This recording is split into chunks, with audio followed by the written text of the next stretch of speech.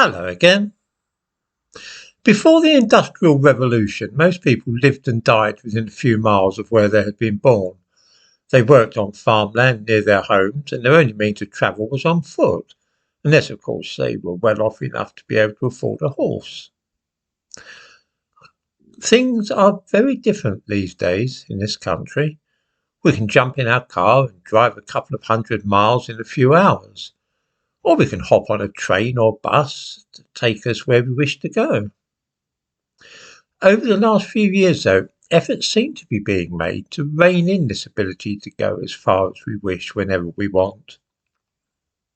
Take the forthcoming abolition of petrol-driven cars. At the moment, you can drive 200 miles, refuel your vehicle in a matter of minutes, and drive another 100 miles if you wish. In short, you can go as far as you like. When you are forced instead, though, to use an electric car, and that's coming within the next few years, all that will change. You might get 150 or 200 miles out of it in ideal conditions. That is to say, a warm day when you're not using any other parts of the car other than simply the engine to drive. As long as you don't use the headlights, windscreen wipers, heating and so on. Do that and you won't even be able to reach Manchester from London. You will instead need to stop over for a night somewhere to recharge the thing. In other words, the electric car will stop you going too far. There is a war on the petrol car, and the imposition of electric cars is part of it. Every possible obstacle is now being put in the way of using cars. Roads are deliberately narrowed, 20-mile-an-hour speed limits imposed, and so on. These measures will be the same. They'll stay in place even when we all have electric cars. The practical result will be to prevent people using private vehicles as much as possible. This would be all well and good if public transport were being improved at the same rate and made cheaper. But of course it's not. Quite the opposite, in fact.